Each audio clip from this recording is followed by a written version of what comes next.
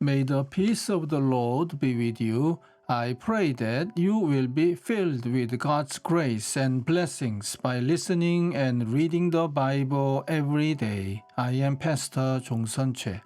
We are listening and reading the Bible according to the reading plan proposed by the Revised Common Lectionary. This year's reading plan is by year C. Today is August 13th, Saturday after 9th Sunday after Pentecost. Today's readings are Psalm chapter 80, verses 1 and 2, verses 8 to 19, Isaiah chapter 3, verse 18 to chapter 4, verse 6, Matthew chapter 24, verses 15 to 27, and from the Gospel of Luke chapter 12, verses 49 to 56. This is today's psalm. Hear us, shepherd of Israel, you who lead Joseph like a flock, you who sit enthroned between the cherubim, shine forth before Ephraim, Benjamin, and Manasseh. Awaken your might, come and save us. You transplanted a vine from Egypt. You drove out the nations and planted it. You cleared the ground for it, and it took root and filled the land. The mountains were covered with its shade, the mighty cedars with its branches.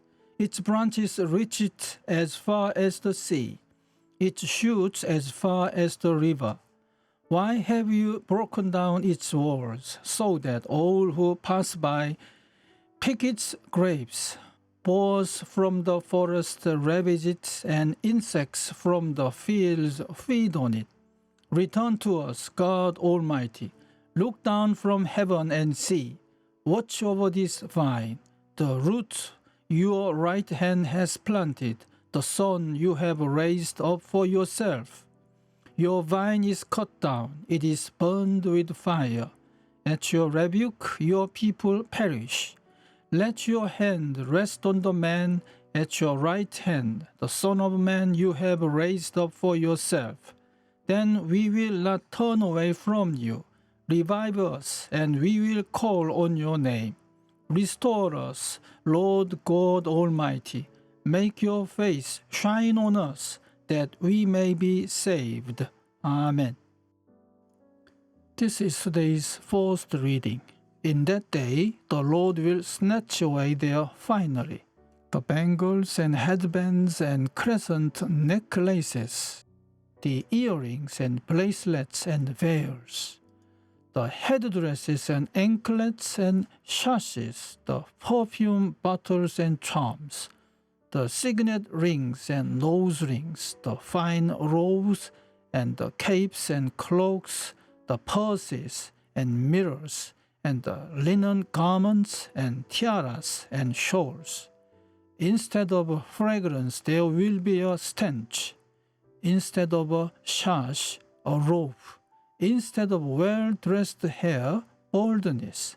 Instead of fine clothing, sackcloth. Instead of beauty, branding. Your men will fall by the sword, your warriors in battle. The gates of Zion will lament and mourn. Destitute, she will sit on the ground. In that day, 7 women will take hold of one man and say, we will eat our own food and provide our own clothes. Only let us be called by your name. Take away our disgrace. In that day, the branch of the Lord will be beautiful and glorious, and the fruits of the land will be the pride and glory of the survivors in Israel. Those who are left in Zion, who remain in Jerusalem, will be called holy, all who are recorded among the living in Jerusalem. The Lord will wash away the filth of the women of Zion. He will cleanse the blood stains from Jerusalem by a spirit of judgment and the spirit of fire. Then the Lord will create over all of Mount Zion and over those who assemble there a cloud of smoke by day and the glow of a flaming fire by night. Over everything the glory will be a canopy. It will be a shelter and shade from the heat of the day, and a refuge and hiding place from the storm and rain. Amen. This is today's second reading. So, when you see standing in the holy place the abomination that causes desolation, spoken of through the prophet Daniel, let the reader understand. Then let those who are in Judea flee to the mountains. Let no one on the housetop go down to take anything out of the house. Let no one in the field go back to get their cloak. How dreadful it will be in those days for pregnant women and nursing mothers, praying that your flight will not take place in winter or on the Sabbaths. For then there will be great distress, unequaled from the beginning of the world until now, and never to be equaled again. If those days had not been cut short, no one would survive. But for the sake of the elect, those days will be shortened. At that time, if anyone says to you, "Look, here is the Messiah," or "There he is," do not believe it, for false messiahs and false prophets will appear and perform great signs and wonders to deceive, if possible, even the elect. See, I have told you ahead of time. So, if anyone tells you, "There he is out in the wilderness," do not go out, or "Here he is in the inner rooms," do not believe it. For as lightning that comes from the east is visible even in the west, so will be the coming of the Son of Man. Amen. This is this week's Gospel reading. I came to bring fire to the earth, and how I wish it were already kindled. I have a baptism with which to be baptized, and what stress I am under until it is completed.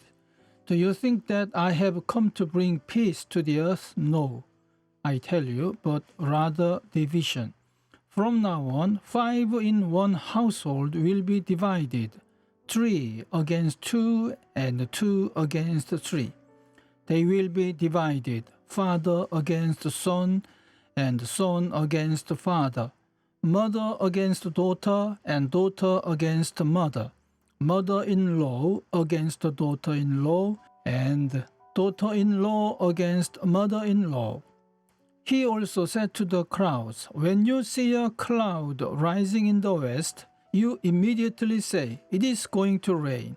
And so it happens. And when you see the south wind blowing, you say, 'There will be scorching heat.' And it happens. You hypocrites!